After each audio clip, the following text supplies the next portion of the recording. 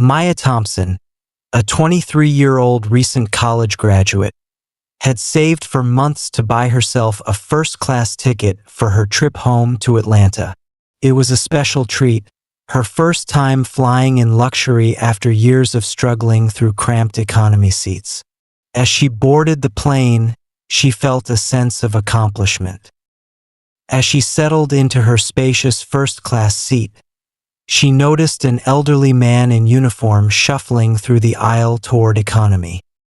His worn-out army cap bore the words Vietnam veteran, and his movements were slow, his back slightly hunched. Something about him tugged at her heart. Without hesitation, Maya stood up, walked over to him and said, "Sir, would you like to take my seat?" The old veteran, Charles Reynolds, looked up in surprise. "Oh no, sweetheart, you paid for that seat." "I insist," Maya said with a warm smile. "It's the least I can do to thank you for your service."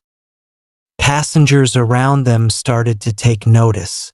A flight attendant, overhearing their conversation, smiled and helped Charles to the first-class seat, while Maya made her way to the back of the plane. But what happened next stunned everyone. As Maya was settling into her new seat in economy, the captain's voice came over the intercom. "Ladies and gentlemen, before we take off, I'd like to acknowledge a remarkable young woman on this flight. Miss Maya Thompson gave up her first-class seat for a veteran who served our country. This act of kindness reminds us of the good in the world. And because of that, Delta Airlines would like to upgrade Maya to first class on any flight of her choosing, free of charge." The entire plane erupted in applause. Passengers in both first class and economy turned to look at her, smiling and nodding in admiration. Maya's eyes widened in disbelief. She hadn't done it for recognition or rewards, just out of gratitude and respect. But kindness has a way of coming full circle. As she took her seat again in first class, right beside the grateful veteran, Charles patted her hand and said, "The world needs more people like you." Tears welled up in Maya's eyes as she whispered, "No, sir, the world needs more people like you." And with that, the plane took off, carrying with it not just passengers, but a story of kindness that would inspire millions. As the plane cruised through the sky, Maya and Charles talked like old friends. He told her about his time in Vietnam, the friends he lost, and the struggles he faced after coming home. "I never got a warm welcome back," Charles admitted, looking out the window. "People spat on us, called us names. We were just kids, doing what we were told." Maya listened intently, her heart aching. She had learned about the Vietnam War in history class, but hearing it from a man who had lived through it made it real in a way no textbook ever could. "I'm sorry," she said softly. "You deserved better." Charles smiled, his old eyes twinkling. "Well, today you made an old soldier feel seen." As the flight attendants came around with drinks, another surprise awaited Maya. A businessman from a few rows ahead leaned over. "Miss, I saw what you did back there. That was incredible." He handed her a small card. "I work in corporate philanthropy. If you ever need a job, give me a call." Maya's mouth dropped open. She had been searching for a job for months, struggling to find something meaningful. Could this be the break she needed? But the surprises weren't over yet. As they neared their destination, the flight attendant made another announcement. "Ladies and gentlemen, today's flight has been special. We have a veteran on board who dedicated his life to serving this country, and a young woman who reminded us all what gratitude looks like. In honor of that, Delta Airlines will be making a $10,000 donation to a veterans charity in Mr. Reynolds' name. The cabin burst into applause once again. Charles looked overwhelmed, his wrinkled hands shaking as he wiped his eyes. "I don't know what to say," he whispered. Maya squeezed his hand. "Just say, thank you, like I did." As the plane descended, Charles turned to Maya one last time. "Listen, young lady, you changed my day, you changed my life. I want to return the favor." He reached into his pocket and pulled out a small, faded medal. "This is my Purple Heart. I want you to have it." Maya gasped. "I can't accept this. This belongs to you." "No," Charles said, pressing it into her hand. "It belongs to someone who understands sacrifice. Someone like you." Tears streamed down Maya's face as she clutched the medal. She had given up a seat, but she had gained something far greater. And as the plane touched down, she knew her life would never be the same again. As Maya and Charles stepped off the plane together, the airport was alive with the usual bustle. Families reuniting, business travelers rushing to their next gate, and exhausted passengers stretching after the long flight. But something was different. A small crowd had gathered near the gate. Word had spread about Maya's act of kindness, and people were waiting to shake hands with Charles, to thank him for his service. A young soldier in uniform stepped forward first. "Sir, my grandfather served in Vietnam. He never talked about it much, but I know it was hard. I just want to say, thank you." He saluted Charles, his voice thick with emotion. Charles, caught off guard, slowly raised his trembling hand and returned the salute. It was the first time in decades that someone had looked at him like a hero. Maya stood beside him, her heart swelling. She had only wanted to show gratitude, but somehow, she had opened a door for others to do the same. As the crowd thinned, Charles turned to her. "I have one last favor to ask," he said hesitantly.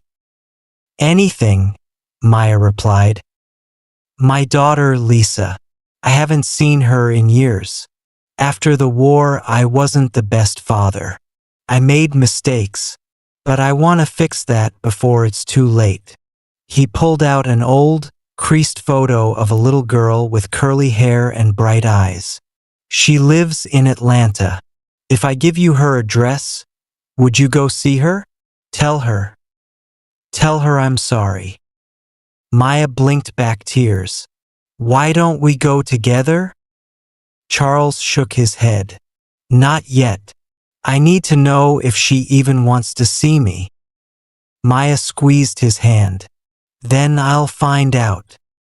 The next afternoon, Maya found herself standing in front of a cozy suburban home. She took a deep breath and rang the doorbell. A woman in her late 40s answered. She had the same bright eyes as the girl in the photo, but they were guarded. "Can I help you?" Maya hesitated for a moment before speaking. "Lisa, my name is Maya Thompson. I just flew in from Denver. I met someone on the plane, a man named Charles Reynolds." Lisa's breath caught. "My father." Maya nodded. "He wants to see you. He's sorry for everything, and he's afraid he's already lost you." Tears welled up in Lisa's eyes. I don't know." She wrapped her arms around herself. "He left us when I was little. It took me years to stop waiting for him to come back." Maya reached into her pocket and pulled out the Purple Heart Charles had given her. She gently placed it in Lisa's hand. "He gave this to me, but I think it belongs to you." Lisa stared at the medal, tracing its edges with her fingers. A tear slipped down her cheek. "Where is he now?" she asked, her voice barely above a whisper. Maya smiled softly. "At the Veterans Home on Peachtree Street." Lisa exhaled shakily. For a long moment, she said nothing. Then, finally, she whispered, Tell him I'll come." Maya nodded, her heart full. She had started this journey by giving up a seat, but now she was helping an old soldier reclaim something far more precious, a second chance. And as she walked away, she knew the story wasn't over yet. The next morning, Maya sat beside Charles on a wooden bench outside the veteran's home. The morning sun cast a golden glow over the small garden where a few elderly veterans sat in quiet conversation. Charles, dressed in his best button-up shirt, clutched his cane with nervous fingers. "Did she say anything?" he asked, his voice barely above a whisper. Maya smiled gently. "She said she'll come." Charles swallowed hard and nodded. "I don't deserve it." "She gets to decide that," Maya said softly. The minutes passed slowly, each one heavier than the last. Then, just as Charles was about to lower his head in resignation, a car pulled up. Lisa stepped out. She stood by the car for a long moment, staring at the man she hadn't seen in decades. Charles slowly stood, his legs trembling. Not from age this time, but from the weight of this moment. "Lisa," he whispered. Lisa took a hesitant step forward. "I don't know what to say." Charles's eyes glistened. "You don't have to say anything." Silence stretched between them, thick with years of unspoken pain. Then, slowly, Lisa reached into her pocket and pulled out the purple heart Maya had given her. "This should have been mine a long time ago," she said, her voice shaking. "But I would have rather had you." Charles's face crumpled. "I know, sweetheart, and I wish I could take it all back." Lisa hesitated. Then, with a deep breath, she stepped forward and wrapped her arms around him. The old soldier's shoulders shook as he held his daughter for the first time in over 40 years. Maya blinked back tears as she watched. She had only given up a seat on a plane, but somehow that small act had led to this, a moment of healing decades in the making. As Lisa and Charles sat together, talking in hushed voices, Maya stood up to leave. But before she could go, Charles called out, "Maya." She turned. He smiled, the kind of smile that only comes when a man's heart is finally at peace. "Thank you." Maya smiled back. "No, sir. Thank you."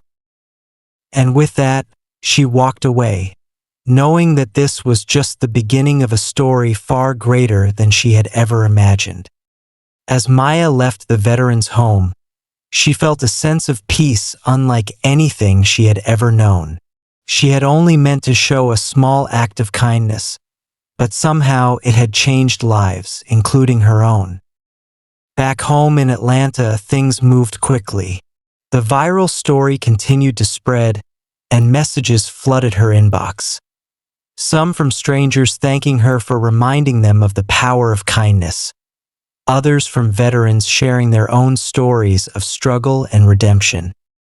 One evening, as she scrolled through her messages, she noticed an email with the subject line, "A proposal that could change lives." Curious, she clicked on it. "Dear Ms. Thompson, I was deeply moved by what you did for Mr. Reynolds. My name is Dr. Benjamin Carter, and I run a nonprofit dedicated to helping homeless and struggling veterans reintegrate into society. Too many of our heroes are forgotten after their service, and we believe that must change. Your compassion and leadership are exactly what we need. Would you be interested in working with us? We'd love to have you as an ambassador for our program, traveling to schools and communities to spread awareness about the struggles veterans face and how we can help. Let's change lives together. Sincerely, Dr. Benjamin Carter, founder, Veterans Forward Initiative. Maya read the email twice, her heart pounding. She had always wanted to make a difference, but she had never imagined it would happen like this. She looked over at the Purple Heart resting on her desk, the medal that had come to symbolize so much more than just a seat on a plane. Without hesitation, she clicked reply. Dear Dr. Carter, I would love to help. When can we start? Maya stood in front of a crowded auditorium filled with high school students. Behind her, a large screen displayed a picture of her and Charles Reynolds from the day they had met. She took a deep breath and began. This is Charles, she said. He's a Vietnam War veteran. He fought for this country, came home and was forgotten, until one day on a flight to Atlanta, I had the privilege of hearing his story. She paused, scanning the faces in the audience. That day, I gave up my seat for him, but what I gained in return was so much more. I learned that our veterans don't just need our thanks. They need our support, our understanding, and our willingness to listen. A hush fell over the room as she continued, sharing stories of the veterans she had met through her new work with the Veterans Forward Initiative. When she finished, the crowd erupted into applause. But as Maya stepped off the stage, one voice stood out. Maya! She turned to see a familiar figure making his way toward her, Charles. Though his steps were slow, his face was lit up with pride. Beside him walked Lisa, holding his arm. I wouldn't miss this for the world, Charles said, his voice thick with emotion. You're out here changing lives. Maya smiled. I learned from the best. Lisa squeezed her father's arm. So did I. As the three of them stood together, Maya realized something. What had started as a simple act of kindness had become something far greater. It had become a mission, a calling. And she was just getting started. Months turned into years, and Maya's journey continued. Through her work with the Veterans Forward Initiative, she traveled across the country, speaking at schools, organizations, and even government panels about the struggles of veterans and the importance of supporting them. Charles Reynolds became more than just the man she had met on that flight. He became family. Maya visited him often, and together, they worked to reunite other veterans with their lost loved ones. Lisa, too, remained by his side, slowly rebuilding the father-daughter bond that had once seemed impossible to repair. Then, one day, Maya received a call she had been dreading. Charles had passed away peacefully in his sleep. She sat in silence for a long time, the Purple Heart in her hand, knowing that the world had lost a great man, but also knowing that he had left with his heart full, surrounded by love and forgiveness. At his funeral, rows of veterans stood at attention as an honor guard folded the American flag and presented it to Lisa. Tears streamed down her face as she held it close. When it was Maya's turn to speak, she stood before the crowd, looking out at the faces of those who had served. I met Charles because of a small decision, a seat on a plane, she began. But what I didn't know then was that kindness, no matter how small, can change lives. He changed mine. And because of him, I've dedicated my life to making sure no veteran is ever forgotten again. She took a deep breath. Charles once gave me something priceless, his purple heart. He told me it belonged to someone who understood sacrifice. But today I want to return it to where it belongs. She stepped forward and gently placed the medal atop Charles's casket, her fingers lingering for just a moment. You were a hero, Charles, and heroes never truly leave us. As the sound of a bugle playing taps filled the air, Maya closed her eyes, letting the moment sink in. She had given up a seat, but she had gained a purpose.